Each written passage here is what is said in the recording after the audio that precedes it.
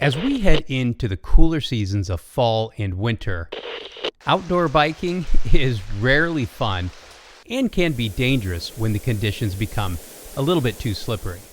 If you're like me and you switch to a stationary bike during the cooler months, but have problems tracking your workout speeds/distance and pedal cadence, well, keep on watching as I have a solution using Garmin's speed and cadence sensors connected to either the Apple or Garmin watches. Before we get into this how-to video, I do want to clarify that I'm not affiliated with Garmin or Apple. I purchased the sensors with my own money, and the opinions expressed in this video are entirely my own. I don't use my mountain bike for indoor training. Rather, I use the Nordic Track S24 Studio bike. The Nordic Track Studio bike works well for me as I enjoy following along with the various online workouts.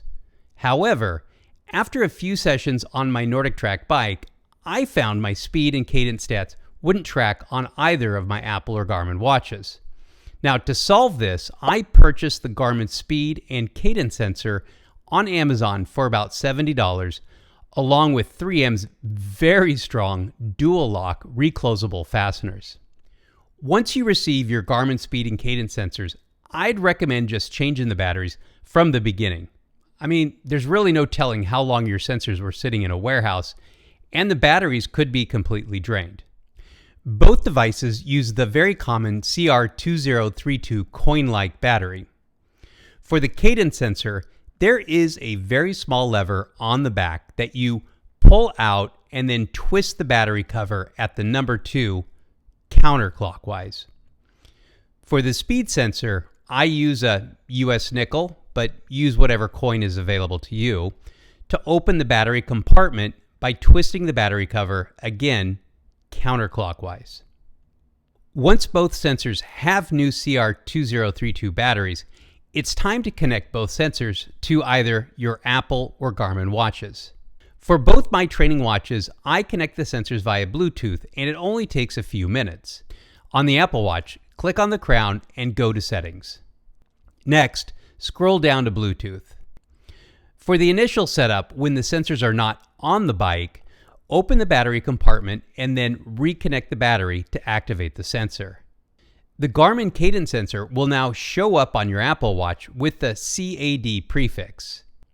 Next, using the rubber bands included in the Garmin kit, pick the one that will fit your crankshaft and then attach the sensor to the opposite side of your drive chain.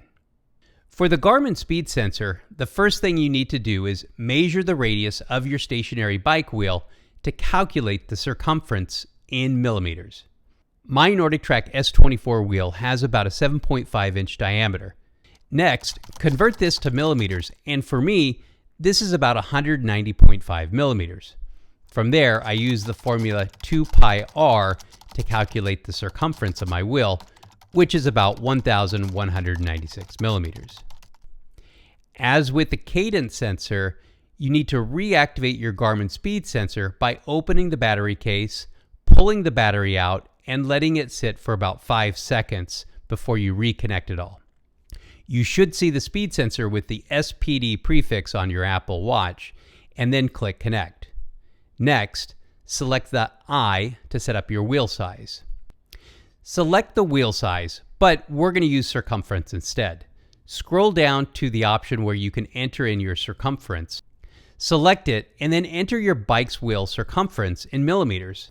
Once this is done, you'll need to attach the Garmin speed sensor to your stationary bike wheel using the 3M dual lock fastener.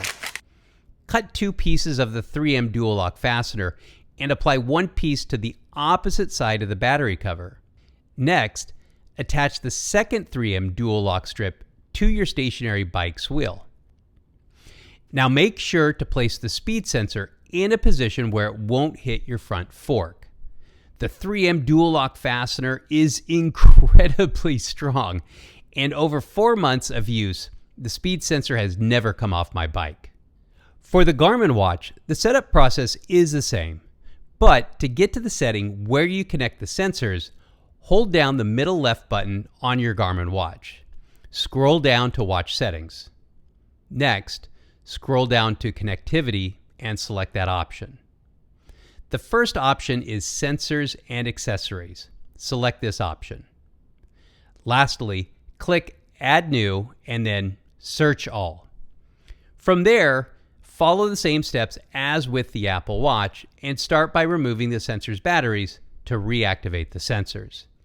Once you are ready for a workout, both the Garmin Speed and Cadence sensors should activate as soon as you start pedaling. Now, for me, this only works for the Cadence sensor. For the Speed sensor, I have to remove it from my front wheel, remove the battery, wait 5 seconds, and then insert the battery again. This will then allow my Apple or Garmin watch to reconnect and measure the distance. I do use my NordicTrack workouts to see what the estimated distance was during the session and then compare this to what is recorded on my Apple or Garmin watch. Now, over a couple rides, I did adjust my wheel circumference by about 1 millimeter, and this tended to sync up with my NordicTrack mileage with what my Apple Watch recorded. It's off by a little bit, but the overall accuracy, it's good enough for me. I hope this how-to video was helpful for your indoor biking question, and if so, I'd appreciate a like on the video.